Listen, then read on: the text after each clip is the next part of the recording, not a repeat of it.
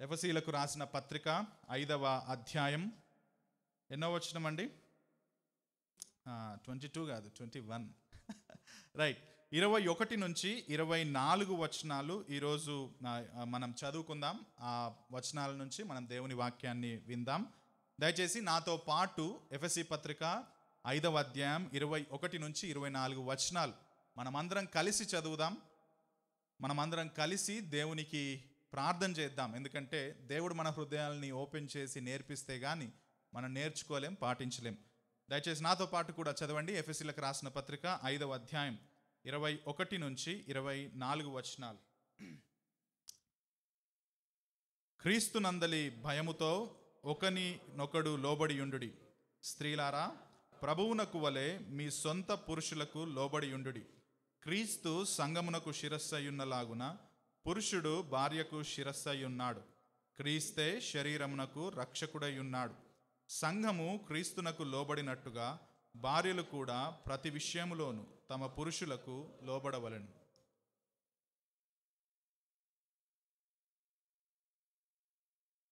ప్రార్థన చేద్దాం. దేవా, ఈ మొదటి ఆదివారం 2025వ సంవత్సరంలో సంఘంగా కూడి కొన్ని మాటలు నీ వాక్యం నుండి మేము నేర్చుకోవడానికి వచ్చాం. మాలో ఎన్నో గత సంవత్సరం అంతా సవాళ్ళు ఉన్నాయి. ఎన్నో ఇరుకుల గుండా మేము వెళ్ళాం, ఇబ్బందుల గుండా వెళ్ళాం. అయినా సరే ప్రభువా, నువ్వు నమ్మదగిన దేవుడిగా మరొక సంవత్సరంలోకి మమ్మల్ని మీరు ప్రవేశింపజేశారు. నువ్వు మాకు చాలిన దేవుడు ప్రభువా, నీకు థ్యాంక్స్ చెబుతున్నాం. ఈ మొదటి ఆదివారం దేవా, మరి ప్రార్థనతో నిన్నటి దినాన మేము ప్రారంభించాం. ఈరోజు వాక్యంను కూడా ధ్యానించడానికి సిద్ధమవుతున్నాం.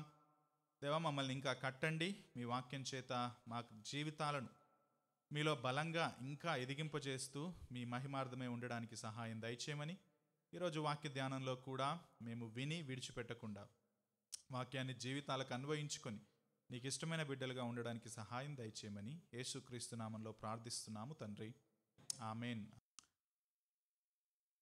ఆత్మ పూర్ణులై ఉండడాన్ని గురించి మనం ఎఫెసీ పత్రికలో మన ఎక్స్పోజిషనల్ ప్రీచింగ్ మొదలు పెట్టాం.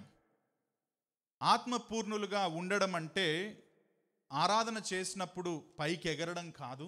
ఆత్మ పూర్ణులుగా ఉండడం అంటే ఆత్మచేత నింపబడి కేవలం భాషలు మాట్లాడడం కాదు, కానీ ఆత్మ పూర్ణులుగా అంటే పరిశుద్ధాత్మ యొక్క నియంత్రణలో మనం ఉండడం అని మన ఎక్స్పోజిషన్ని మనం మొదలు పెట్టాం. ఆ తర్వాత కీర్తనలతో, సంగీతములతో, ఆత్మ సంబంధమైన పాటలతో హెచ్చరించడం లేకపోతే ప్రభువును స్తుతించడం కూడా ఆత్మ పూర్ణులై ఉండడానికి ఒక విషయంగా అపోస్తలుడైన పౌలు చెప్పడాన్ని మనం నేర్చుకున్నాం. అంతేనా? ఆ తర్వాత ప్రతి విషయంలో ప్రతి విషయంలో మనం దేవునికి కృతజ్ఞతలు చెల్లించేవారిగా ఉండాలి. మనం మన జీవితంలో ఏ చిన్నదైనా పెద్దదైనా in everything we have to give thanks to the lord because it is God who gives all things. అది ఆత్మపూర్ణులై ఉండడం అని కూడా మనం 20వ వచనంలో నేర్చుకున్నాం. ఆ తర్వాత పౌలు ఆ ఇంపరేటివ్స్ 4 ఇంపరేటివ్స్లో చివరి ఇంపరేటివ్ కూడా మాట్లాడతాడు. ఆత్మపూర్ణులై ఉండడం అంటే ఏంటో అని చెప్పడానికి చివరి మాటగా ఆయన 21వ వచనాన్ని కూడా చెబుతాడు. ఏంటంట అంటే, క్రీస్తునందలి భయముతో ఒకనినొకడు లోబడి ఉండుడి. ఆ తర్వాత 21 తర్వాత 22 నుంచి 24 వచనాల్లో దాన్ని కొనసాగింపుగా స్త్రీలు పురుషులకు లోబడాలి అంటాడు. సరే, ఎందుకు ఈ వచనం యొక్క డివిజన్ 21, 22, 24 అని నేను ప్రత్యేకంగా ప్రస్తావిస్తున్నానంటే, ఈ వచనాల యొక్క డివిజన్ తర్వాత అయ్యింది. అంటే పౌలు రాసినప్పుడు వచనాల డివిజన్ లేదు. పౌలు తన పత్రికలన్నీ రాస్తున్నప్పుడు రాసుకుంటూ వెళ్ళాడు, అవునా కదా? ఆ తర్వాత బైబిల్ స్కాలర్స్ అందరూ కూర్చొని బైబిల్ని క్యాననైజేషన్ చేసినప్పుడు, ఆ తర్వాత వర్స్ డివిజన్స్ చేసినప్పుడు ఈ విధంగా వర్సెస్గా డివిజన్ చేశారు.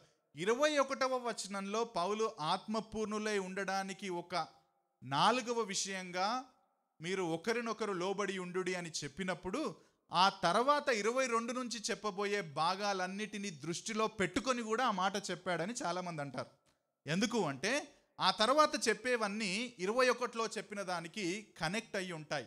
మీరు ఒకరినొకడు లోబడి ఉండుడి అని 21లో చెప్పినాక 22లో ఏమంటాడంటే స్త్రీలారా మీరు పురుషులకు లోబడి ఉండండి అని అంటాడు. 6వ అధ్యాయంకి మీరు వస్తే పిల్లలారా మీ తండ్రులకు లోబడి ఉండడి అని అంటాడు. ఆ తర్వాత 6వ అధ్యాయంలో కిందికి వస్తే ఇదిగో దాసులారా మీ యజమానునికి లోబడి ఉండుడి అని అంటాడు.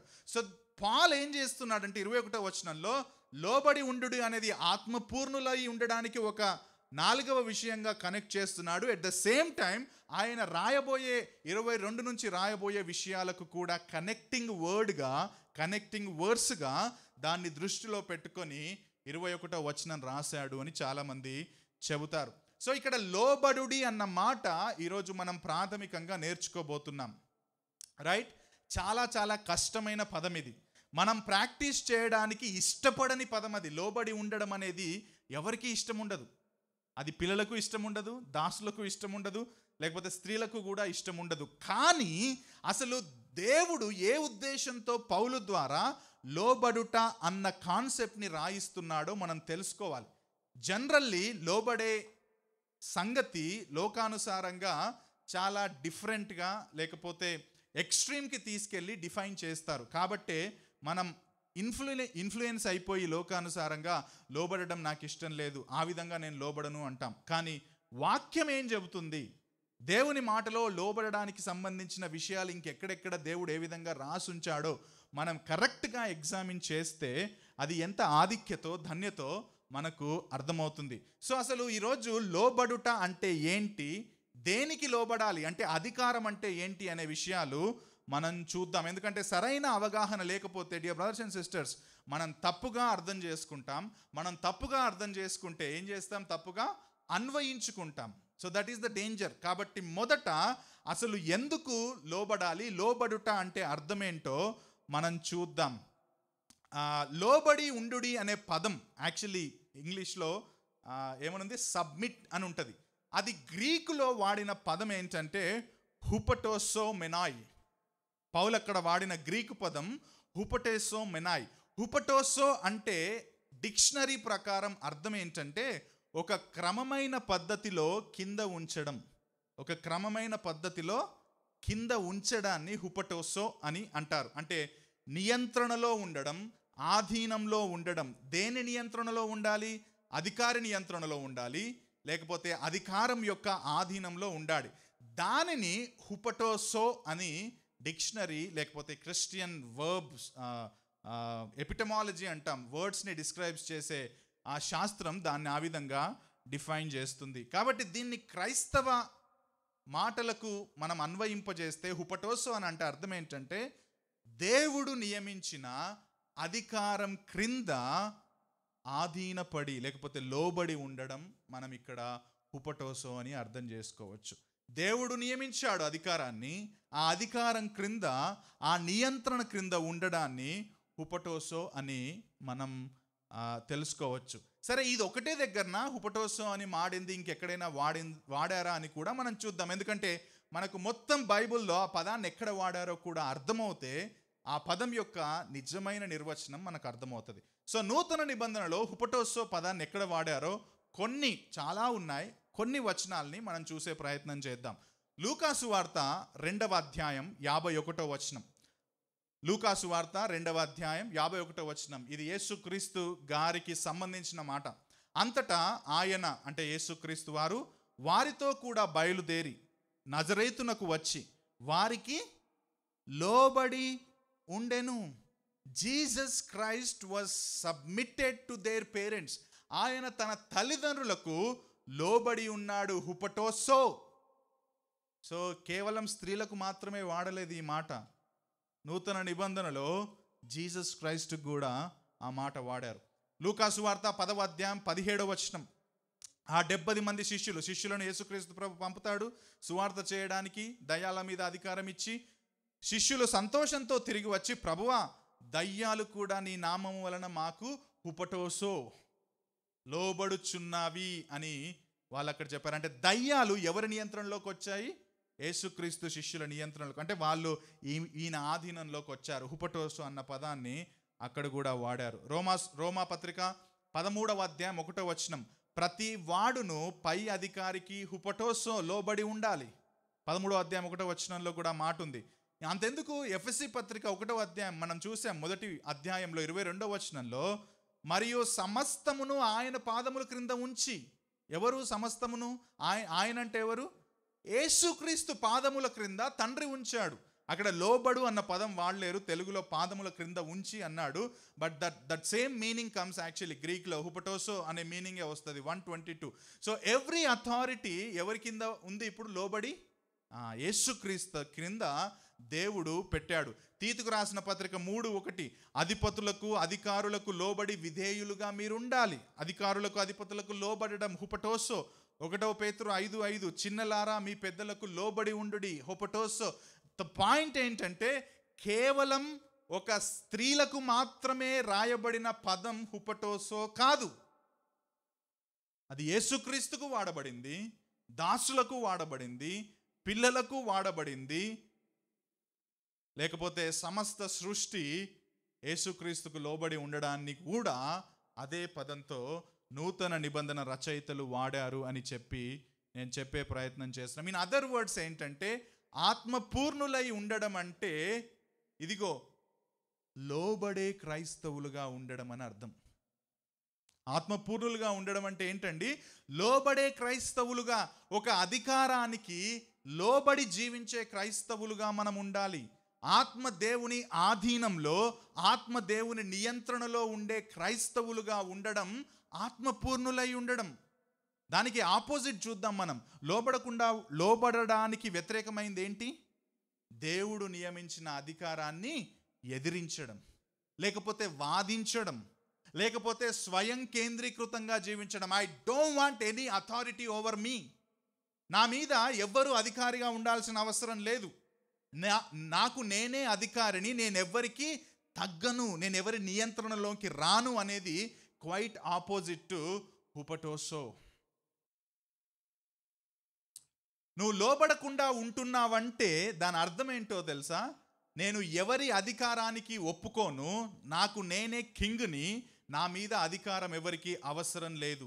కానీ పౌలు ఇక్కడ ఇదిగో మీరు ఆత్మపూర్ణులై ఉండుడి అంటే ఒకరినొకడు లోబడి ఉండుడి అని అంటున్నాడు. అని అంటే, ఓ క్రైస్తవుడా, if you are a Christian, if you call yourself as a Christian, cultivate this attribute, cultivate this godly character. ఏంటో తెలుసా? ఇదిగో నా అధికారికి, లేకపోతే నేను ఎవరి కింద అయితే ఉంటానో, ఒకవేళ దేవుడు నియమించిన అధికారం ఎవరైనా ఉంటే ఆ లోబడే తత్వాన్ని నేను అలవాటు చేసుకుంటా. That is what being filled with the spirit of God అండి. కొంతమంది క్రైస్తవులు ఏ అధికారానికి లోబడరు, అండ్ బ్యాడ్ టెస్టిమోనీస్ ఉంటాయి, ఎస్పెషల్లీ వర్క్ ప్లేస్లో. ఆయన లోబడి ఉండడు, ఆయన వాదిస్తూ ఉంటాడు, లేకపోతే నువ్వేంది నాకు చెప్పాలంటాడు. That is not Christian. Christian is a Christian who submits to God ordained authority. So పౌలు ఇక్కడ మీరు ఒకరినొకడు లోబడి ఉండుడి అంటే, నాదే గెలవాలనే ఉద్దేశం కలవకుండా దేవుడు నియమించిన అధికారానికి లోబడే తత్వాన్ని అలవర్చుకోవడం అని ఆయన చెబుతున్నాడు. మీరు ఒకసారి ఆలోచించి చూడండి, మన డైలీ లైఫ్లో అది ఏ ప్లేస్ కావచ్చు, పొజిషన్ కావచ్చు, దేవుడు మన పైన అధికారమును నియమించాడు. ఒక్కసారి అధికారాన్ని తీసేద్దామండి. మన ఇండియాకి ప్రైమ్ మినిస్టర్ని తీసేద్దాం, మన దగ్గర ఉన్న చీఫ్ మినిస్టర్ని తీసేద్దాం, మన పైన బాసులను తీసేద్దాం, పోలీస్ వ్యవస్థలను తీసేద్దాం, న్యాయ వ్యవస్థలను తీసేద్దాం. ఎట్లుంటుంది? కల్లోలం అవ్వదు, అక్రమం అవుతుంది. అధికారం ఎందుకు దేవుడు నియమించాడంటే, సమస్తము చక్కగా ఆయన నియమించిన వ్యవస్థలో సర్వము సమకూడి జరగడానికి అధికారులను నియమించాడు. ఆ అధికారానికి మనం లోబడి ఉండాలి అని ఆయన ఆజ్ఞ ఇచ్చాడు. అది సెక్యులర్గా చూసినా, లేకపోతే క్రిస్టియన్ సమాజంలో చూసినా, అధికారులు, దేవుడే అంటాడు, అధికారులు దేవుడు నియమించిన వారు అని అంటాడు. కాబట్టి ఒకవేళ అది దేవుడు నియమిస్తే, ఈ మాట చెప్పనివ్వండి, ఒకవేళ అది దేవుడు నియమించినప్పుడు దేవుడు చెడ్డ ఉద్దేశంతో నియమించాడు. దేవుడు దాన్ని వ్యవస్థను నియమించాడంటే దాన్ని ఒక మంచి వ్యవస్థ, ఆ వ్యవస్థ ద్వారా మనం జీవించాలని నియమిస్తాడు. ముందు ఆ సత్యాన్ని మనం అంగీకరించాలి. ఇప్పుడు క్రైస్తవ స్త్రీలు ఎందుకు లోబడాలి, మేమందరం సమానం కదా అంటే తర్వాత మాట్లాడదాం దాని గురించి. ముందు ఆ వ్యవస్థను దేవుడు మన క్షేమం కోసం నియమించాడా లేదా అన్న సత్యాన్ని నువ్వు గ్రహించు. అది గ్రహింపు లేదు. ఏ గ్రహింపు ఉంది తెలుసా? ఫెమినిజం గ్రహింపు ఉంది, లేకపోతే అందరూ ఈక్వల్ అనే గ్రహింపు ఉంది. సో లోకానుసారమైన గ్రహింపుతో మనం క్రైస్తవ దృక్పథాన్ని అర్థం చేసుకునే ప్రయత్నం చేస్తున్నాం. కాదు, వాక్యానుసారమైన దృక్పథంతో క్రైస్తవ్యాన్ని అర్థం చేసుకున్నప్పుడు మనకు సరైన అవగాహన ఉంటుంది, మన జీవితాలు కూడా సరైనవిగా ఉంటాయి. రోమీలకు రాసిన పత్రిక మనం ఇంతకుముందు చూసినాం, 13వ అధ్యాయం 1వ వచనంలో ప్రతివాడును పై అధికారులకు లోబడి ఉండాలని చెప్పిన తర్వాత పౌలు ఏమంటున్నాడు అంటే, ఏలైనగా దేవుని వలన కలిగినది తప్ప మరి ఏ అధికారం లేదు. బ్రదర్స్ అండ్ సిస్టర్స్, ఈ మాట వినండి. అది క్రిస్టియన్ అధికారమైనా నాన్ క్రిస్టియన్ అధికారమైనా, God is the one who appoints అధికారులు. దేవుని తప్ప ఇంకెవ్వరు కూడా అధికారులను నియమించలేడు. ఒకవేళ అదే గనక ఉంటే ఆయన మన మంచికే చేస్తాడు, అది చెడ్డకు కాదు అని మనం మొదటిగా అర్థం చేసుకోవాలి. అంటే మనం తర్వాత వస్తున్నాం. యాక్చువల్లీ నేను ముందు దాన్ని మీకు అర్థం చేయించే ప్రయత్నం చేస్తున్నాను. అక్కడ ఇంకొక మాట ఉంది, మీరు ఒక్కనినొకడు లోబడి ఉండుడి అని ఉంది. ఒక్కనినొకడు అంటే చాలామంది ఏమంటారంటే, ఇదిగో ఇది పరస్పరం లోబడే చర్య. ఇదిగో దాసులు యజమానులకు లోబడతారు కదా, మరి అక్కడ ఒకనినొకడని ఉంది కదా, కాబట్టి యజమానులు కూడా దాసులకు లోబడాలి. అది ఎట్లయితుంది? ఓకే, పిల్లలు తల్లిదండ్రులకు లోబడాలి కదా, అంటే తల్లిదండ్రులు కూడా పిల్లలకు లోబడాలి. ఎందుకు? ఒకరినొకడని ఉంది కదా. అక్కడ మాట్లాడము ఈ రెండు, కానీ ఎక్కడ మాట్లాడుతుంది తెలుసా? స్త్రీలు పురుషులకు లోబడాలి అన్నప్పుడు మేమెందుకు లోబడాలి? మాకు 33%, మాకు 50%, వాళ్ళు ఒకరినొకడని ఉంది కదా, ఇదిగో మేము వాళ్ళకు లోబడతాం, వాళ్ళు మాకు లోబడాలి అని ఇక్కడ తీసుకొస్తారు చాలామంది ఫెమినిజం పాటించే వాళ్ళు. దాన్నే ఇంగ్లీష్లో మ్యూచువల్ సబ్మిషన్ అని అంటారు. దట్స్ అ డాక్ట్రినల్, దాని మీద పెద్ద పెద్ద వాదనలు ఉండే. మ్యూచువల్ సబ్మిషన్ అంటారు. అంటే ఒకరినొకడు లోబడడం అంటే నేను వాళ్ళకు లోబడతా, వాళ్ళు నాకు లోబడాలా. కానీ బైబిల్లో మ్యూచువల్ సబ్మిషన్ అనేది especially in the context of the marriage లేదు. దాన్ని ఎట్లా ఆర్గ్యూ చేయాలో కూడా నేను మీకు ఈరోజు చెప్పే ప్రయత్నం చేస్తాను. పీటర్ ఓబ్రాయన్ అనే కామెంటేటర్ ఇలా చెప్తున్నాడు, పేజ్ నంబర్ 401 ఆయన రాసిన కామెంటరీలో. నూతన నిబంధనలో భర్త భార్యకు లోబడమని, యజమాని దాసునికి లోబడమని, తల్లిదండ్రులు పిల్లలకు లోబడమని ఉంది, కానీ ఉల్టా లేదు. భర్త భార్యకు అటువంటి ఆజ్ఞలు ఇవ్వబడలేదు. భర్త భార్యకు లోబడమని బైబిల్లో ఉందా అండి? భార్య భర్తకు లోబడమని ఉందా? మీకు మీ బైబిల్లో ఉంటే చూపియండి. మరి ఈ బైబిల్ పక్కన పెట్టేస్తా నేను. యజమానులకు దాసులు లోబడాలని ఉంది, కానీ యజమానులు దాసులకు లోబడాలని ఎక్కడైనా ఉందా? ఒకవేళ అట్లుంటే డెఫినెట్గా we will vote for mutual submission. కానీ బైబిల్లో స్పెసిఫిక్గా అటువంటి ఆజ్ఞలు ఇవ్వబడలేదు, కాబట్టి మ్యూచువల్ సబ్మిషన్ మనం పాటించాల్సిన అవసరం లేదు అని అంటాడు. ఒకరినొకడు అనే మాట బైబిల్లో తప్పకుండా పరస్పర చర్యగా ప్రస్తావించారు. ఫర్ ఎగ్జాంపుల్ ఎఫెసీ 4:25లో మనం ఒకరినొకరు అవయవములమై ఉన్నాం గనుక మీరు అబద్ధమాడుట మాని సత్యం చెప్పమన్నాం. మనం ఎందుకు సత్యం చెప్పాలి సంఘంలో, లేకపోతే ఇతరులకు? మనం ఒకే శరీరానికి చెందిన వాళ్ళం, ఒకరినొకరం అవయవములం, కాబట్టి మ్యూచువల్గా మనం సబ్మిట్ అవ్వాలి ఆ విషయంలో అన్నట్టుగా తీసుకునే పరస్పర చర్యగా అనేది ఉంది, అవకాశం ఉంది. రోమీలకు రాసిన పత్రిక 1:11లో మనం ఒకరి విశ్వాసం చేత ఒకరం ఆదరణ పొందాలి. అవును, ఒకరినొకడు మనం ఆదరించుకోవాలి, అది పరస్పర చర్యగానే ఉంది. కానీ ప్రతిసారి అట్లా లేదు. ఫర్ ఎగ్జాంపుల్ ప్రకటన 6:4 దయచేసి చూడండి. ప్రకటన 6:4లో ఏమనుంది? అప్పుడు ఎర్రనిదైన వేరొక గుర్రము బయలు వెళ్ళెను, మనుష్యులు ఒకనినొకడు చంపుకొనున్నట్లు భూలోకము సమాధానము లేకుండా చేయుటకు ఈ గుర్రము మీద కూర్చున్న వారికి అధికారం ఇవ్వబడెను. ఇప్పుడు ఒకనినొకడు అనేది లిటరల్గా కంపల్సరీగా మ్యూచువల్ అంటే పరస్పర చర్యగా తీసుకుంటే దీన్ని ఎట్లా పాటిస్తాం మనం? ఒకరినొకడు చంపుకోవడం అంటే, సపోజ్ నేను సునీల్ని చంపాను అనుకో, సునీల్ నన్ను చంపేస్తాడా ఇమ్మీడియట్గా? నేను చంపేసిన తర్వాత సునీల్ చచ్చిపోతాడు కదా, మళ్ళీ ఎట్లా చంపుతాడు? నాకు లేచి వస్తావా నువ్వు? ఆత్మకు వచ్చి చచ్చిపోతాం.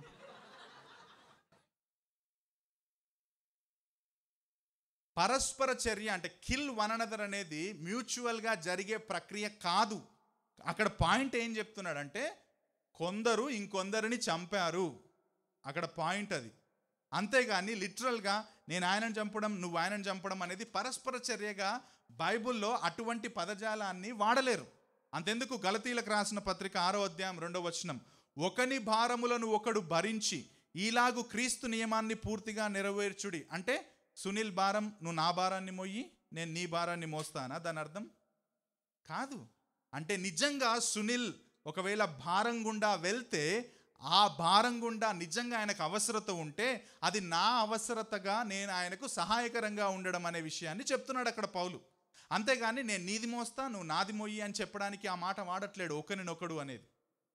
సో ఇక్కడ పౌలు కూడా ఒకరినొకడు లోబడి ఉండుడి అంటే స్త్రీలు పురుషులకు లోబడ్డట్టుగా పురుషులు స్త్రీలకు లోబడాలి, that is how mutual submission అని చెప్పట్లేదు.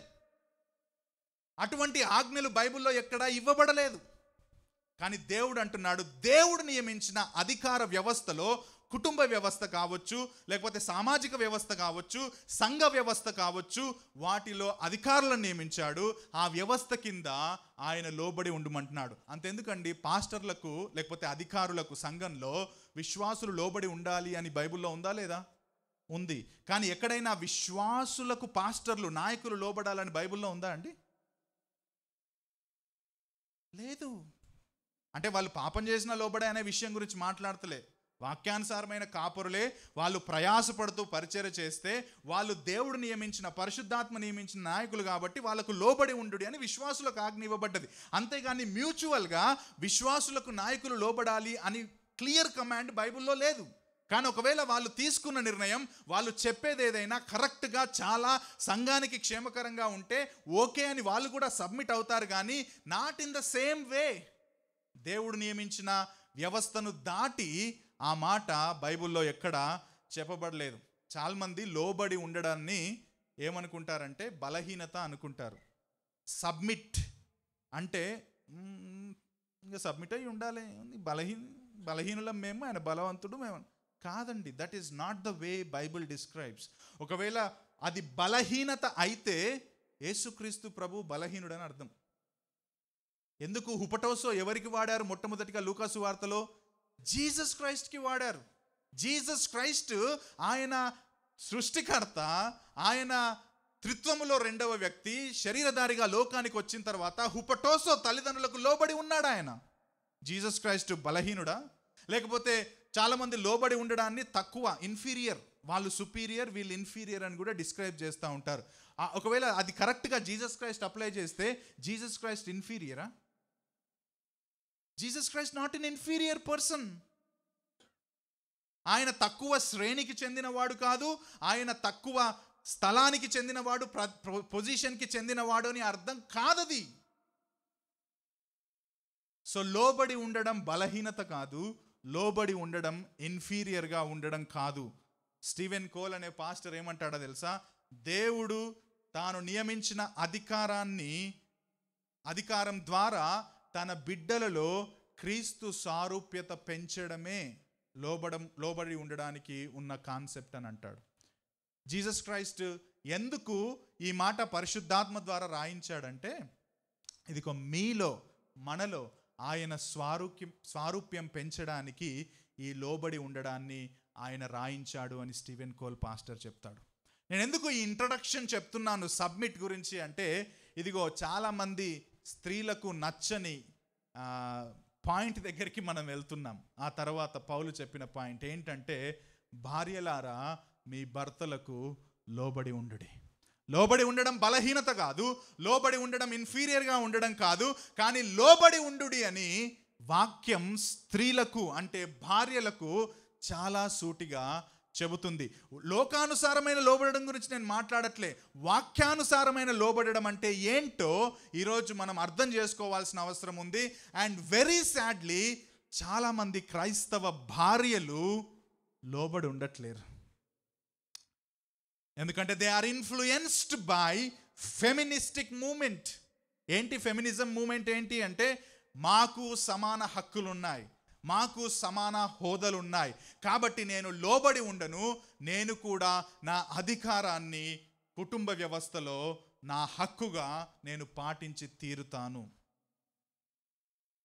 అలాగని క్రిస్టియానిటీ టోటల్గా ఉమెన్ని ఒక దాసులుగా లేకపోతే కుక్కిన పేనులాగా పడుండాలని కూడా చెప్పట్లేదు.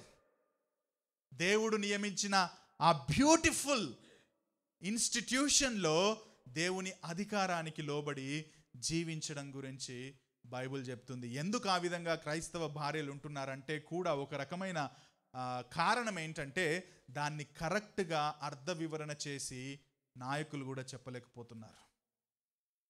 దాన్ని కరెక్ట్గా వాక్యానుసారమైన వివరణతో నాయకులు చెప్పలేకపోతున్నారు. కాబట్టి ఒకవేళ చెప్పినా ఈ యొక్క భార్యలు, క్రైస్తవ భార్యలు ఎక్కువగా వాక్యం కంటే కూడా ఇతర వీడియోల ద్వారా లేకపోతే జీవితాల ద్వారా ఇన్ఫ్లుయెన్స్ అవుతున్నారు. కాబట్టి dear brothers and sisters, especially sisters, ఈరోజు భార్యల గురించి నేను మాట్లాడతాను, నెక్స్ట్ పురుషులకు ఇంకెక్కువ ఉంటుంది. కానీ ఈ విషయం చెప్పనివ్వండి, మన జీవితాలకు చాలినది ఈ గ్రంథం మాత్రమే.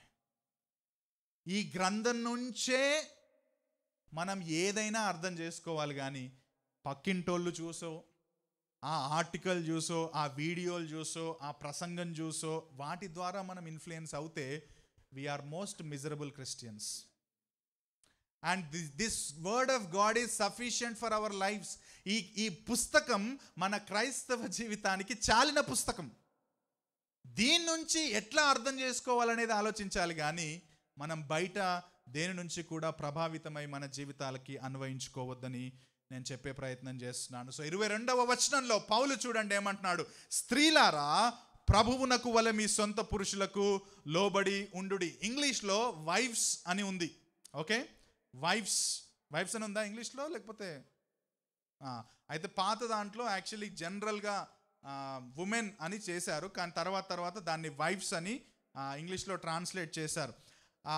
స్త్రీ అంటే చాలాసార్లు మనం అందరూ అని అనుకునే అవకాశం ఉంటుంది. అందుకని నేను ఆ డిఫరెన్షియేషన్ చెప్తున్నా. యాక్చువల్లీ అక్కడ ఏం పెట్టాలంటే తెలుగులో భార్యలారా అని పెట్టాలి, వైఫ్స్ అని ఉంటుంది. స్త్రీలు అంటే పెళ్లి కాకుండా కూడా స్త్రీలేగా, కానీ అక్కడ పౌలు రాస్తుంది మాత్రం పెళ్ళైన భార్యలకు.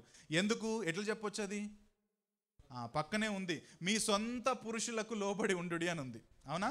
సో అందుకని is especially writing to wifes అండి. ఆయన భార్యలకు ఈ మాటలు రాస్తున్నాడు. అందుకే ఇతర భర్తలకు కాదు, మీ సొంత పురుషులకే లోబడండి అని కూడా అంటున్నాడు.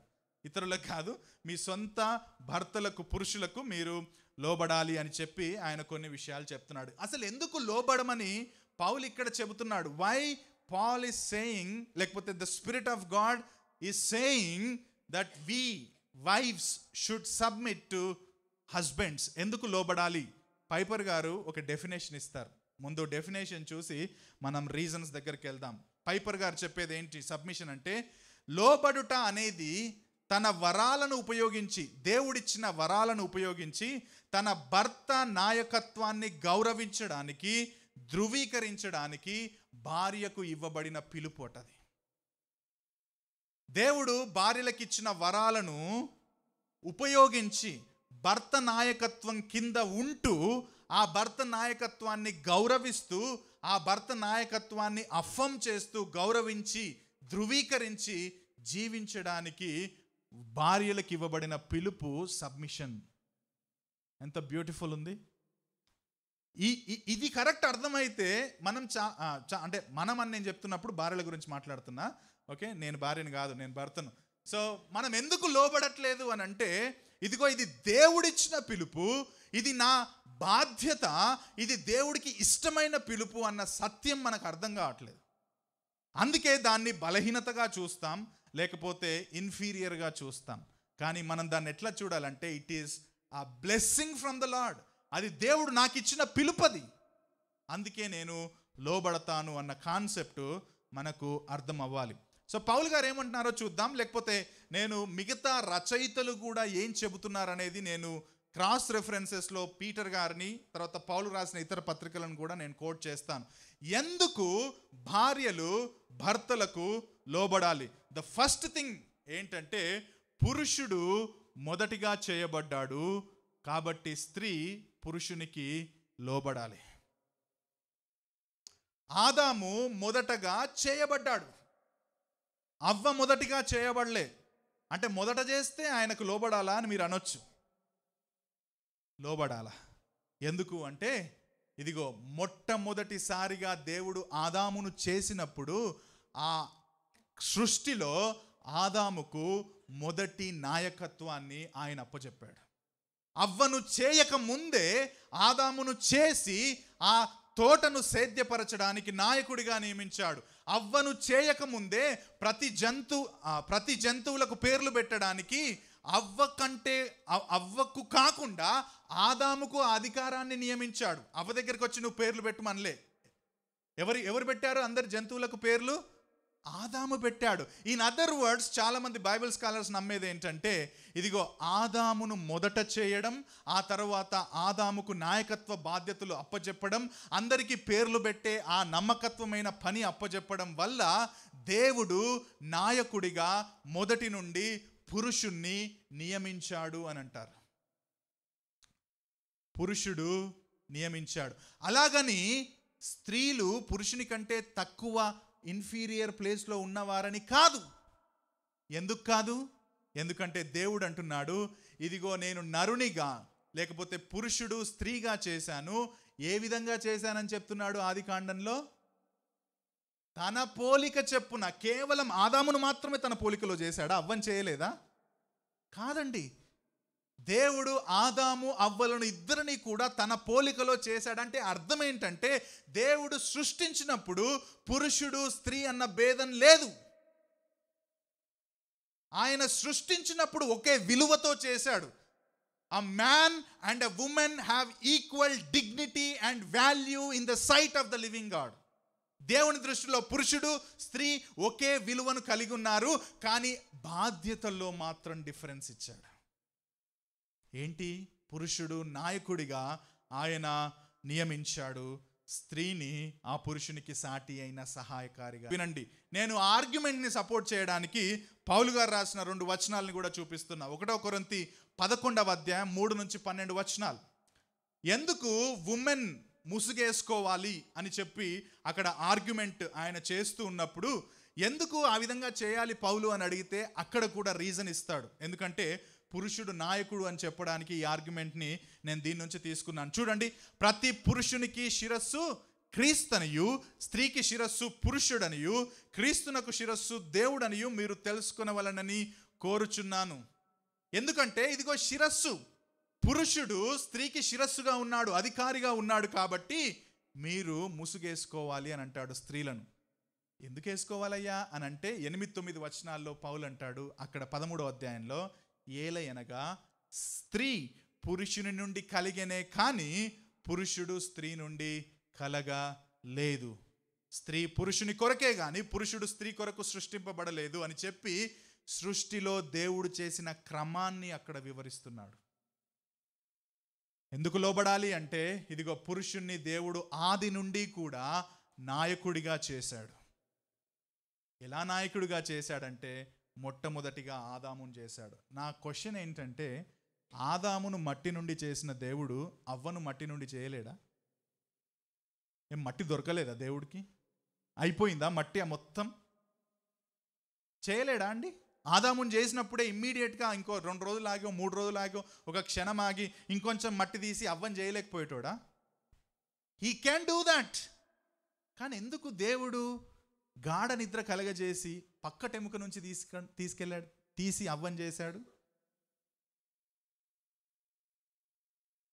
ఎందుకు చేశాడు? ఏం పని లేదు ఆయనకు? Because that is the purpose అండి. మనకు అర్థం కావట్లేదు. He is a leader. ఆ లీడర్ని సపోర్ట్ చేయడానికి, సాటి అయిన సహకారిగా ఉండడానికి మనకు అది అర్థం కావాలని ఆయన ఆది నుండే గాఢ నిద్ర ఆయన కలగజేసి అవ్వని చేశాడు. So there is a lesson there. ఊరికే చేయలేడు దేవుడు. ఆయన నాయకుడు సాటి అయిన సహకారిగా ఉండడానికి ఆయన చేశాడు. 1 తిమోతి 2:11-13 స్త్రీలు మౌనంగా ఉండి సంపూర్ణ విధేయత నేర్చుకోవాలను. స్త్రీ మౌనంగా ఉండాలి కానీ ఉపదేశించుటకు, పురుషుని మీద అధికారము చేయుటకు ఆయనకు సెలవీయను, ఆమెకు సెలవీయను అని చెప్పి, పౌలు ఎందుకు అట్లా చెప్తున్నావు అని అంటే కూడా అక్కడ పౌలు చెప్పే మాట ఏంటంటే, చూడండి, మొదట ఆదామును ఆ తర్వాత హవ్వయు నిర్మింపబడిన వారి మళ్ళీ సృష్టి క్రమాన్ని తీసుకొస్తున్నాడు. He is again bringing the Genesis story. మొదట ఆదాము ఆ తర్వాత హవ్వ, కాబట్టి ఆయన శిరస్సు, మీరు శిరస్సుకు లోబడి ఉండాలి అని ఆయన చెబుతున్నాడు. బ్రదర్స్ అండ్ సిస్టర్, ఇంతకుముందే చెప్పాను, ఒకవేళ అది గనక బలహీనత అయితే, అది గనక తక్కువ శ్రేణికి చెందితే, తల్లిదండ్రులకు లోబడిన క్రీస్తు అని చెప్పాం కదా, ఆయన బలహీనుడు అవుతాడు, అక్కడ ఆయన తక్కువ శ్రేణికి చెందినవాడు అంటాడని నేను చెప్పాను. కానీ ఇంకొక ఆర్గ్యుమెంట్ కూడా చెప్తాను ఇక్కడ. కొరింథీ పత్రికలోనే పౌలు రాస్తాడు, 1 కొరింథీ 15:28, 1 కొరింథీ 15:28, దయచేసి చూడండి. మరియు సమస్తమును ఆయనకు లోబరచబడినప్పుడు, ఆయనకు అంటే యేసుక్రీస్తు ప్రభుకు, దేవుడు సర్వములో సర్వమగు నిమిత్తం కుమారుడు తనకు సమస్తమును లోపరిచిన దేవునికి తానే లోబడును. ఇప్పుడు చెప్పండి, లోబడడం అన్నది విలువలేనితనం, లోబడడం అన్నది తక్కువ శ్రేణికి చెందడం, లోబడడం అన్నది ఒకవేళ బలహీనత అయితే, తండ్రికి లోబడిన క్రీస్తు ఏమవుతాడండి? తండ్రికి లోబడిన క్రీస్తు ఏమవుతాడు? బలహీనుడు అవుతాడు, తండ్రితో సమానుడు కాదు. అవునా? యేసుక్రీస్తు ప్రభు తండ్రితో సమానుడు కాదా? నువ్వు తండ్రితో సమానుడిగా చేసుకున్నావు కాబట్టే నేను మీ మీద రాయి విసిరామని సువార్తల్లో చూస్తాం కదా. ఆయన తండ్రితో సమానుడు. మరి అలాంటప్పుడు ఆయన బలహీనుడు ఎట్లయితాడు? ఆయన తక్కువ శ్రేణికి చెందినవాడు ఎట్లయితాడు? ఆయన విలువలేని వాడు ఎట్లయితాడు? మీరు లోబడమని ఉండమంటున్నారు, నాకు వాల్యూవే లేదు అని ఒకవేళ ఒక భార్య అంటే, యేసుప్రభు కూడా అంతే అవుతుంది. యేసుప్రభు కూడా అనాలి, నాకు వాల్యూవే లేదు తండ్రి దగ్గర అనాలి. అవునా? Actually point opposite.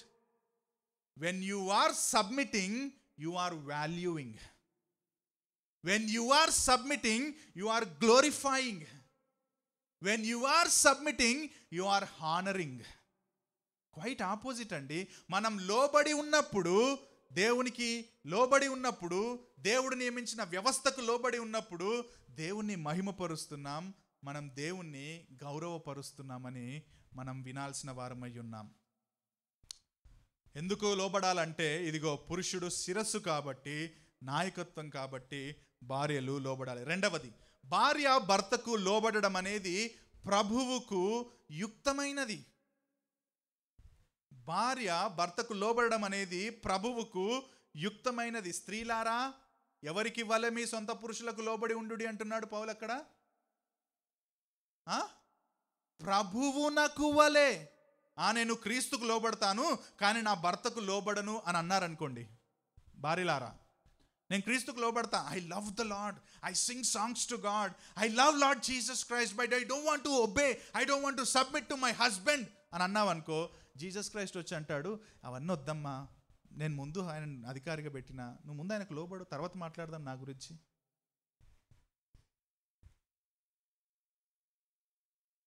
ప్రభువునకు వలె. And let me tell you, if you are submitting to your husband, you are submitting to Lord Jesus Christ. నీవు నీ భర్తకు లోబడితే నువ్వు ప్రభువునకు లోబడినట్టే. నీవు నీ పొరుగువాన్ని ప్రేమిస్తే నువ్వు దేవుణ్ణి ప్రేమించినట్టే. నీ పక్కనున్న పొరుగువాన్ని ప్రేమించకుండా నువ్వు ఏ విధంగా ప్రేమిస్తావు నన్ను అంటాడు 1వ యోహాను పత్రికలో. ప్రభువునకు వలె నీ భర్తకు లోబడి ఉండుడి. కొలస్సీలకు రాసిన పత్రిక 3వ అధ్యాయం 18వ వచనం, సేమ్ అదే కాంటెక్స్ట్లో రాస్తున్నాడు పౌలు, అదే ప్రిజన్ నుంచి. భార్యలారా, మీ భర్తలకు విధేయులయుండుడి, ఇది ప్రభువును బట్టి యుక్తమైనది. God delights it and that is the will of God for wives. భార్యలకు దేవుని చిత్తం ఏంటో తెలుసా? మీ భర్తలకు లోబడి ఉండుడి. మాటలొద్దు ఎక్కువ, ఫస్ట్ లోబడి ఉండండి. మన చుట్టుపక్కల గల సంస్కృతి కావచ్చు, మన చుట్టుపక్కల గల టీచింగ్స్ కావచ్చు, ఆచారాలు కావచ్చు, ఇవన్నీ యుక్తమైనవి కావండి. ప్రభువుకు యుక్తమైంది ఏంటో తెలుసా? మీ భర్తలకు మీరు లోబడి జీవించండి. ఎందుకు అనంటే 23వ వచనంలో అంటున్నాడు, క్రీస్తు సంఘానికి శిరస్సు అయ్యున్నలాగున పురుషుడు భార్యకు శిరస్సు అయ్యున్నాడు. సమస్తమును ఆయన పాదముల క్రింద ఉంచాడు. సంఘం మీద శిరస్సుగా క్రీస్తును చేశాడు. అదేవిధంగా మీరు కూడా మీ మీద శిరస్సుగా ఉన్న పురుషునికి లోబడి ఉండాలి. కుటుంబ వ్యవస్థలో నాయకుడు లేకపోతే శిరస్సు పురుషుడు కాబట్టి, లేకపోతే భర్త కాబట్టి మీరు లోబడి ఉండాలని పౌలు ఆర్గ్యూ చేస్తున్నాడు. అది యుక్తమైనది. God delights in it, God wills it. First అది అర్థం చేసుకోండి. మన దేవుడికి అది ఇష్టం, దేవుడు అది నియమించాడు, అది ఆజ్ఞారూపకంగా ఇచ్చాడు. ఫస్ట్ యు డూ ఇట్, ముందు మీరు చేయండి. మూడవది, లోబడడం భార్యలకు అలంకారముగానున్నది. లోబడడం భార్యకు అలంకారముగా ఉన్నది. ఎక్కడ ఈ మాట ఉంది? 1 పేతురు 3వ అధ్యాయం 1వ వచనం చూడండి. 1 నుంచి 1వ వచనం, 2వ వచనం, 5 నుంచి 6 వచనాలు ఫస్ట్ చూద్దాం. 1 పేతురు 3వ అధ్యాయం 1-2. అటువలే స్త్రీలారా మీ స్వపురుషులకు లోబడి ఉండుడి. కేవలం పౌలు మాత్రమే కాదండి, పేతురు కూడా చెప్తున్నాడు. పౌలు మాటల్ని పక్కన పెడదామని అనుకుంటున్నారేమో మీరు. కాదు, మిగతా రచయితలు కూడా చెప్తున్నారు. ఎందుకంటే the spirit of God gives the same insight to all authors. ప్రతి వచనం, ప్రతి లేఖన భాగం పరిశుద్ధాత్మ ద్వారా ఇవ్వబడ్డది కాబట్టి అక్కడ ఒక మాట చెప్పి ఇక్కడ దానికి ఆపోజిట్ మాట చెప్పడు పరిశుద్ధాత్మ దేవుడు.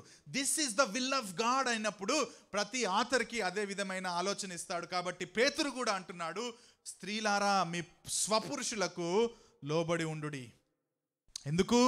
ఎవరైనాను వాక్యమునకు అవిధేయులైతే వారు భయముతో కూడిన మీ పవిత్ర ప్రవర్తన చూచి వాక్యము లేకుండానే తమ భార్యల నడవడి వలన రాబట్టబడవచ్చును.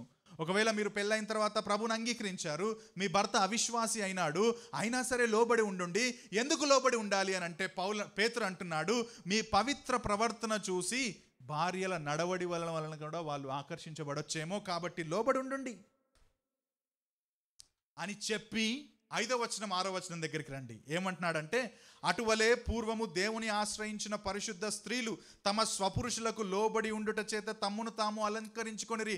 డియర్ సిస్టర్స్, నా మాట వినండి. మీకు నిజమైన అలంకారం ఏంటో తెలుసా? మీ భర్తలకు లోబడి ఉండడం. నేను కాదు, పేతురు చెప్తున్నాడు. ఎందుకు? మీకంటే ముందు ఉన్నారు అట్లా అలంకరించుకున్నోళ్ళు. ఆ ప్రకారం ఎవరు అలంకరించుకున్నారండి పేతురు గారు? ఆ ప్రకారము సారా అబ్రహామును యజమానునని పిలుచుచు అతనికి లోబడి ఉండెను. ఏది స్త్రీలకు అలంకారం?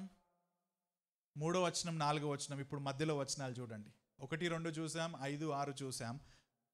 కేవలం జడలల్లుకోవడం కాదు, కేవలం బంగారు నగలు పెట్టుకోవడం కాదు, కేవలం మంచి మంచి కలర్ఫుల్ వస్త్రాలు ధరించుకోవడం కాదు. 4వ వచనం, సాధువైనట్టు మృదువైనట్టు గుణము అను అక్షయాలంకారము గల మీ హృదయపు అంతరంగ స్వభావము మీకు అలంకారముగా ఉండాలి. అది దేవుని దృష్టికి మిగులు విలువగలిగినది. ప్లీజ్ సిస్టర్స్ ఆఫ్ HTBC, నా మాట వినండి. మీకు నిజమైన అలంకారం కావాలనుకుంటే these are the qualities you have to grow. ఏంది అలంకారం తెలుసా అండి? బట్టలు వేసుకోవద్దని అనట్లేదు, మళ్ళీ ఎక్స్ట్రీమ్కి పోవద్దు. కొన్ని చర్చెస్ ఎక్స్ట్రీమ్కి వెళ్తాయి. క్రైస్తవ స్త్రీలు తెల్ల బట్టలే కట్టుకోవాలా, ఒక్క నగ కూడా పెట్టుకోవద్దు, చేతికి ఉంగరాలు ఉండొద్దు, బంగారు గాజు ఉండొద్దు అని మళ్ళీ ఇంకొక ఎక్స్ట్రీమ్కి పోతారు. నేను అది చెప్పట్లే. You have to wear. మీరు వేసుకోండి, మంచిగా వేసుకోండి. కానీ ఇది గమనించండి, అది మీకు అలంకారం ఇవ్వదు. ఏది ఇస్తుందంటే సాధువైనట్టు మృదువైనట్టు హృదయంలో అంతరంగ స్వభావములో గుణము మీకు అలంకారంగా ఉంటుంది. ఆ గుణం ఉంటే ఇదిగో లోబడడం కూడా జరుగుతుంది. మీకు నిజమైన అలంకారం ఏది అంటే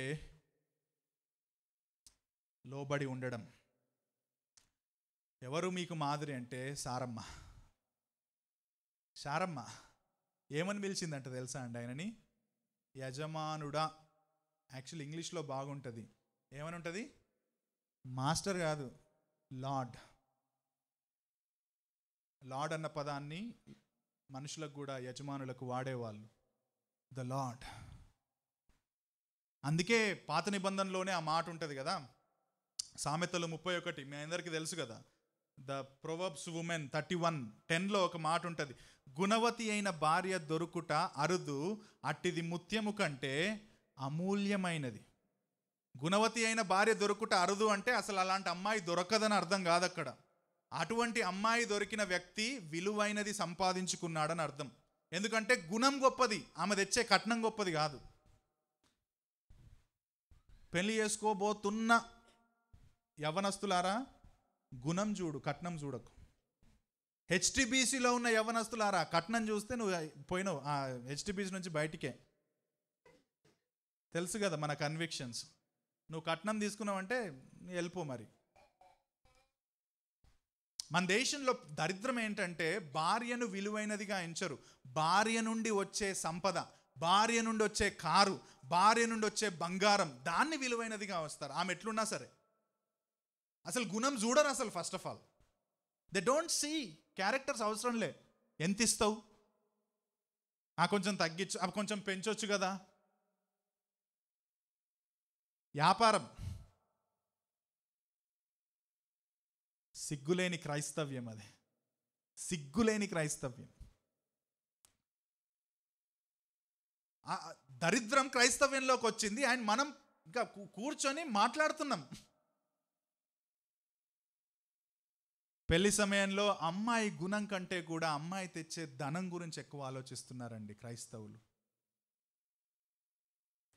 కానీ దేవుడు అంటున్నాడు, గుణవతి అయిన భార్య అమూల్యం అంటున్నాడు, విలువైనది అని అంటున్నాడు. ఈ గుణం ఎప్పుడు వస్తుందో తెలుసా? బై ద వే, ఇక్కడున్న స్త్రీలకు చెప్తున్నా, మీకు ఆ గుణం ఎప్పుడు వస్తుందో తెలుసా? యేసు క్రీస్తు దగ్గరికి వస్తే వస్తుంది, ఆటోమేటిక్గా రాదు. ఆ గుణం నీలో పెంపొందించబడాలంటే నీ జీవితంలో మార్పు జరగాలి. ఆ మార్పు కేవలం ప్రభువు మాత్రమే ఇస్తాడు. యేసుక్రీస్తును విశ్వసించిన వారి జీవితాల్లోనే అది సాధ్యమవుతుంది.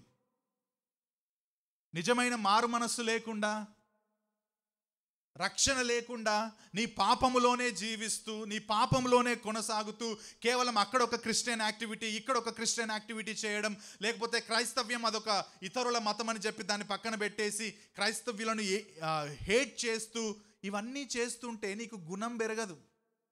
అంతరంగంలో నిజమైన గుణాన్ని మార్పు చెందించగలిగిన ఏకైక వ్యక్తి ప్రభువైన యేసుక్రీస్తు. అది భార్యలకైనా, స్త్రీలకైనా, పురుషులకైనా సరే మన గుణం మారాలంటే యేసుక్రీస్తు మాత్రమే మారుస్తాడు. ఆ గుణం మార్చబడడమే, నా మాట వినండి జాగ్రత్తగా, గుణం మార్చబడడమే రక్షించబడడం. అంతే, ఇంకేం లేదు. యేసుక్రీస్తు ప్రభు మతాన్ని స్థాపించడానికి రాలే. యేసుక్రీస్తు ప్రభు కన్వర్షన్ చేయడానికి రాలే. దేనికి వచ్చాడో తెలుసా? పాపం అనే చెడ్డ గుణం నుంచి పరిశుద్ధత అనే మంచి గుణం మనకు తీసుకొని రావడానికి, ఇన్ అదర్ వర్డ్స్ మనల్ని రక్షించడానికి ఈ లోకానికి వచ్చాడు. మారు మనస్సు లేకుండా గుణం మారదు. ఇంకా ఎవరైనా ఇక్కడ కూర్చున్న వాళ్ళు, ఎస్పెషల్లీ ఉమెన్కి ఇది వర్తిస్తుంది, మెన్కి కూడా వర్తిస్తుంది. నీ గుణం మారాలంటే, నీ చెడ్డ గుణం ఏదైనా సరే, ఏ పాపమైనా సరే, చెడ్డ వ్యక్తిగా నువ్వు ఉన్నావంటే నువ్వు నరకానికి వెళ్తున్నావు. నీ గుణం మారాలంటే నీకు యేసుక్రీస్తు మాత్రమే మార్గం, సత్యం, జీవం. ఒకవేళ నువ్వు రక్షించబడ్డాక కూడా నీకు గుణం మారలేదు అంటే మేబీ నీవు ఇంకా లోతుగా సువార్తను అర్థం చేసుకోలేదేమో. కాబట్టి ఇంకా ఎవరైనా రక్షించబడకుంటే యేసు ప్రభు దగ్గరికి వెళ్ళండి. మీ పాపాలని క్షమిస్తాడు, మీకోసం ఆయన మరణించి తిరిగి లేచాడు, మిమ్మల్ని రక్షిస్తాడు, మీ గుణాన్ని మారుస్తాడు. నీ గుణం ఆ తర్వాత నీ కుటుంబానికి క్షేమకరంగా దేవుడు వాడుకుంటాడు. ఈ మాట చెప్పి నెక్స్ట్ పాయింట్లోకి వెళ్తా. మన అత్యంత అవసరత, ఎస్పెషల్లీ ఉమెన్, ఈ మాట వినండి, పెళ్లి కాని వాళ్ళు వినండి, పెళ్ళైన వాళ్ళు వినండి. మీ అత్యంత అవసరత పెళ్లి చేసుకోవడం కాదు. మీ అత్యంత అవసరత ఏంటో తెలుసా? యేసుక్రీస్తును విశ్వసించడం. మీ అత్యంత అవసరత, that is the most important need of your life. If you come to lord Jesus Christ, Jesus will save you. అది మర్చిపోవద్దు. అటువంటి గుణం మీకు అలంకారంగా మీరు పెట్టుకోండి. 4వ మాట, భార్య భర్తకు భయముతో లోబడాలి. భార్య భర్తకు ఏ విధంగా లోబడాలి అని అంటే, భర్తకు భయముతో లోబడాలి. 5వ అధ్యాయం 33వ వచనం చూడండి. అదే ఎఫెసీయులకు రాసిన పత్రిక 5వ అధ్యాయం డైరెక్ట్ కిందికి వెళ్ళిపోండి, 33వ వచనంలో ఆ మాట ఉంది. మెట్టుకు మీలో ప్రతి పురుషుడు తనను వలె తన భార్యను ప్రేమింపవలెను, భార్య అయితే తన భర్త యందు భయము కలిగి ఉండునట్లు చూచు కొనవలెను. అంటే అటు నుంచి వచ్చాడనుకో, సపోజ్ అటు నుంచి ఇంట్లోంచి ఆయన వచ్చాడనుకో, వచ్చాడ్రో, అది కాదు భయం. అంటే వచ్చాడ్రా బాబోయ్ సంపుతడిగా, అది కాదు. భయము కలిగినట్లు చూచు. ఒకవేళ అటువంటి టెస్ట్ మనీ ఉంటే ఇంకా మీకు శ్రమ. పురుషులారా, అటువంటి టెస్ట్ మనీ ఉంటే ఇంకేం చేయలేం మనం. చూడండి, దేవుడు దాన్ని నియమించాడు. వ్యవస్థలో, కుటుంబ వ్యవస్థలో ఆయన నాయకుడిగా పెట్టాడు. అది దేవుడు పెట్టాడు కాబట్టి అది మీకు క్షేమం. కాబట్టి ఇదిగో గౌరవించండి. When you honor your husband, you are honoring God. When you respect your husband, you are respecting God. Don't ever forget that. మర్చిపోకండి అది. గౌరవంగా లోబడండి. ఆయన ఎట్లున్నా మీకు సంబంధం లేదండి. ఆయన మిమ్మల్ని గౌరవించట్లేదు, అయినా సరే లోబడండి. ఎందుకంటే మీరు ప్రభువునకు వలె లోబడండి, అంతేగాని ఆయన కోసం లోబడద్దు. యేసుక్రీస్తు పెట్టిన వ్యవస్థను బట్టి లోబడండి మీరు, అంతేగాని మీరు వ్యక్తిని చూసి లోబడద్దు. భార్యలారా, మీ భర్తలను గౌరవించండి. ఎట్లా గౌరవించాలి? ఆయన గుణాలను మెచ్చుకోండి. ఆయన ఎంత దుర్మార్గుడైనా కావచ్చండి, కొన్ని గుణాలన్నా మంచిగా ఉంటాయా లేదా? 100% గలీజోడు ఉంటాడా అండి ఎక్కడైనా? అంటే ఉంటాడు, డిప్రావిటీ లేదా అట్లా మాట్లాడతాం. నేను అడిగేది కొన్ని క్వాలిటీస్ కొన్ని ఉంటాయా లేదా? నీకు బాగా జ్వరం వచ్చింది అనుకో, హాస్పిటల్కి తీసుకుపోడా? నేను మరీ అంత దుర్మార్గుడా? అట్లీస్ట్ తీసుకుపోకపోయినా క్యాబ్ బుక్ చేసి పంపించాడా? అది ఇంకా దరిద్రం అనుకో. పండ్లన్నా తీసుకురాడా? ఏదో ఒకటి చేస్తాడు. There are good qualities. నా పాయింట్ ఏంటంటే, మీరు మీ భర్తలో ఆల్వేస్ నెగటివ్స్ని చూడొద్దు. ఆయన దేవుడు నియమించిన వ్యక్తి. ఒకవేళ ఆయన మంచి చేస్తే అభినందించండి, ఆయన మంచి గుణాలను అప్రిషియేట్ చేయండి. భార్యలారా, ఈ మాట వినండి. ఎంతమంది భార్యలు తెలుసా, భర్తలను మాటి మాటికి దెప్పి పొడుస్తారు, కానీ నువ్వు ఇంత మంచి పని చేసావని ఎప్పుడైనా అప్రిషియేట్ చేశారు అసలు ఆయన్ని? పెళ్ళికి ముందు ఎంత బాగున్నావు అసలు,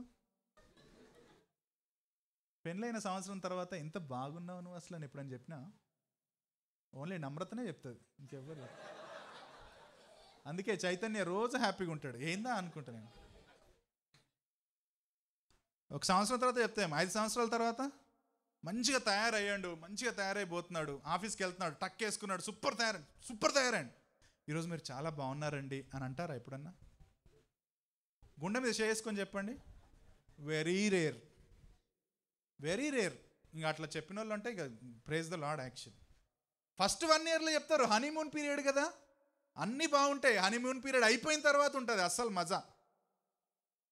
you appreciate your husband, wives.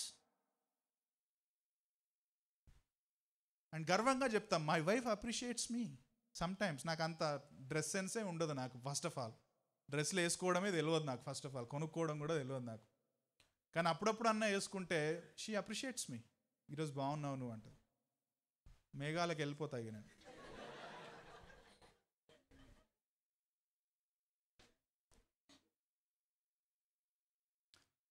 గౌరవించండి అంటే ఆయన కష్టాన్ని కూడా అభినందించండి. ఆయన పొద్దున్న లేచి 9 o'clock పోయి సాయంత్రం 4 గంటలకు వస్తాడు. నువ్వు చాలా కష్టపడుతున్నావు, కుటుంబం కోసం కష్టపడుతున్నావు, అది ఆయన బాధ్యత. డెఫినెట్గా దట్ ఈస్ హిజ్ రెస్పాన్సిబిలిటీ అండి, నేను ఒప్పుకుంటాను. బట్ స్టిల్ ఈ స్ట్రగ్లింగ్ అ లాట్. కష్టపడుతున్నాడా లేదా? అభినందించావా ఎప్పుడైనా? When was the last time you appreciated your husband for the work he is doing for the family?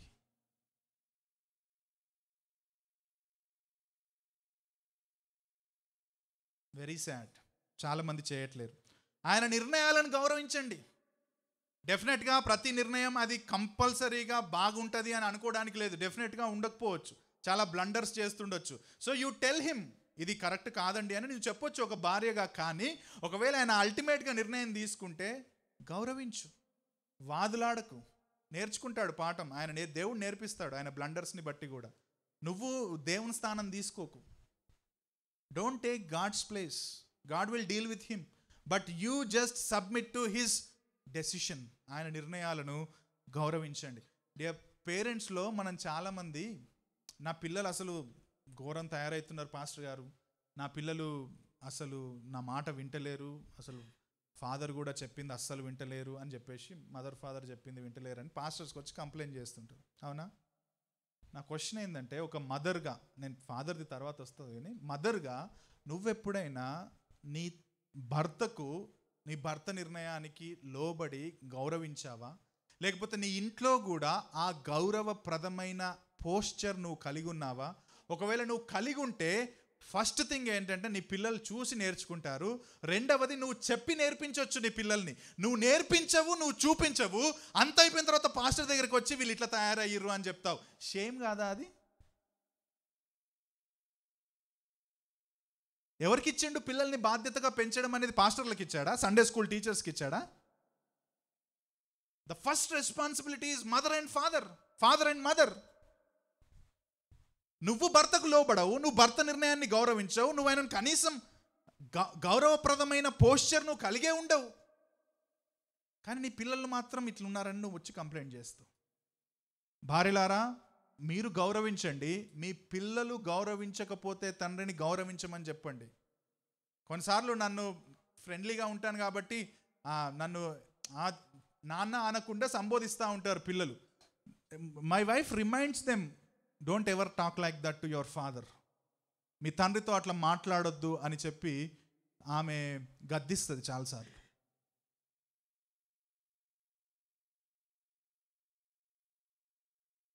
ఆ రోజుల్లో అండి, యాక్చువల్లీ అప్పుడు భర్త బయట నుంచి ఇంటికి వస్తే, ఆయన అట్లా వస్తుంటేనే, గేట్ తీస్తేనే ఎదురెళ్ళి చెంబులో నీళ్ళు ఇచ్చి, టవల్ ఇచ్చి, బయట కాళ్ళు కడుక్కోగానే లోపలికి వచ్చి ఆయన కూర్చున్నాక మళ్ళీ గ్లాస్లో మంచినీళ్ళు తెచ్చిచ్చి, ఎంత గౌరవం. బానిసగా మాట్లాడతలేదు, భర్తకిచ్చే గౌరవం విషయంలో మాట్లాడుతున్నా. ఇప్పుడు ఆడుంది పెట్టుకో, ఆడుంది తెచ్చుకో, నేను బిజీ ఉన్నా కనబడతలేదా నీకు?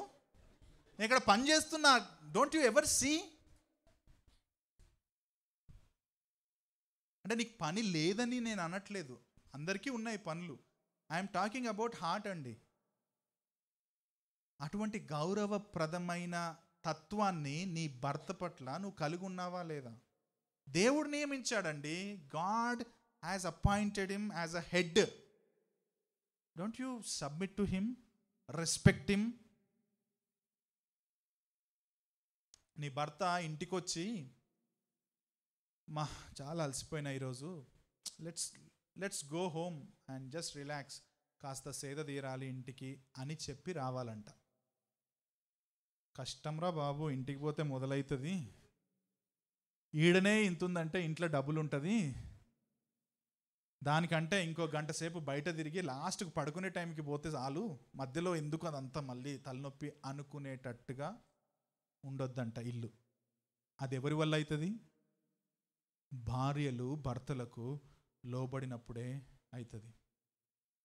అది మీకు అలంకారం, అది మీకు అలంకారం. ఒకవేళ అది గనక మీకు లేకపోతే మీరు ఏమన్నా మాట్లాడొచ్చండి. మీరు చాలా మాట్లాడతారు, భార్యల గురించి చెప్తున్నా, అటు సైడ్ తిరుగుతారు, ఇటు సైడ్ తిరుగుతున్నా, మీరు చాలా చెప్తారు, థియాలజీ మాట్లాడతారు. మీ నోరు తెరిస్తే దేవుని వాక్యం ఇట్లా బయటికి వస్తుంది. చాలా ఉంటాయి. భార్యలకు చెప్తున్నా ఈ మాట, భర్తలను చూసి చెప్తున్నా. కానీ if you are not submitting to your husband, ఏంలే, ఒట్టిదే అంత. నిన్న చదువుతా ఉండే క్యారెక్టర్ మ్యాటర్స్లో, నాయిసీ గాంగ్. ఏంటి ఫనీ తెలుగులో? మ్రోగేడి కంచమే.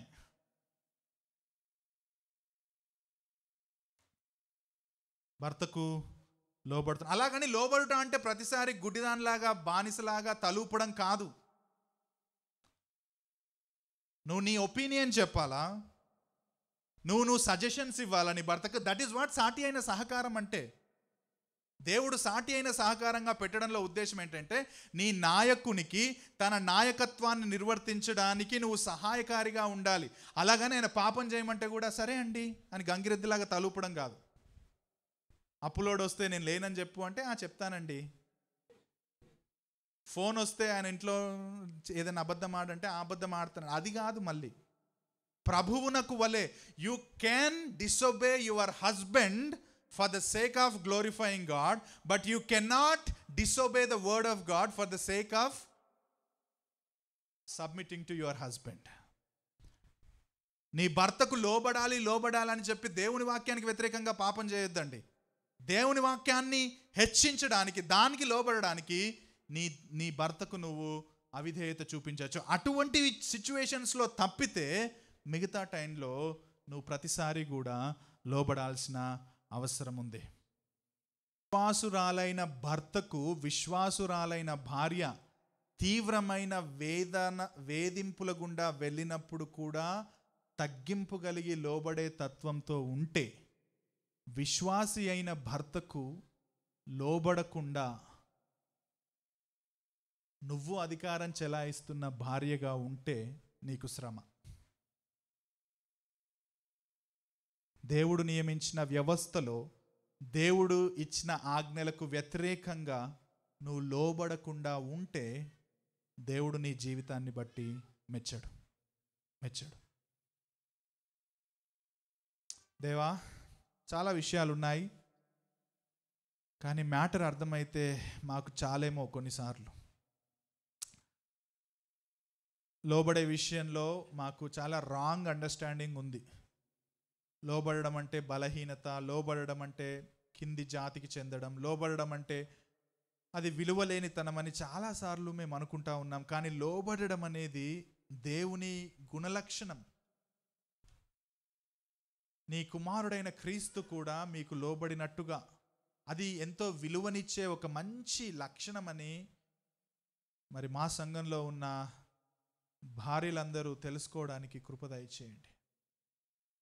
దేవా, మేమెంత నాలెడ్జ్ ఉంది, మాకెంత థియాలజీ ఉంది, మాకెంత వరాలు ఉన్నాయన్నవి మేము పక్కన పెట్టి మీరు నియమించిన వ్యవస్థలో మా బాధ్యతలు అంటే భార్యలుగా బాధ్యతలు నిర్వర్తించడానికి, భర్తలకు లోబడడానికి కృప దయచేయండి.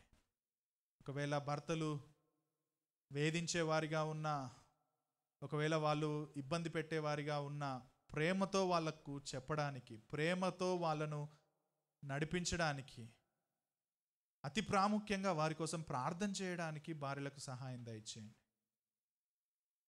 కంప్లైంట్స్ చేస్తూ ఉంటారు చాలామంది భార్యలు, కానీ ప్రార్థన చేయరు. ప్రభువా, భర్తల కోసం ప్రార్థన చేసే భార్యలుగా మా సంఘంలో ఉన్న సిస్టర్స్కి మీరు సహాయం దయచేయండి. మార్పు దయచేసేది నీవేనని గ్రహించి, ఆయన అట్లున్నాడు, ఇట్లున్నాడు, ఆయన అట్లా చేస్తున్నాడు అని ప్రతిసారి అదే మాట చెప్పకుండా ప్రార్థన చేయడానికి కృప దయచేయండి. ఎందుకంటే నువ్వు మారుస్తావు ప్రభువా, కానీ ఎట్ ద సేమ్ టైం లోబడి ఉండడానికి కూడా కృపనివ్వమని వేడుకుంటూ, రాబోయే వారంలో మాతో కూడా మీరు మాట్లాడమని యేసుక్రీస్తు నామంలో ప్రార్థిస్తున్నాం తండ్రి. ఆమేన్.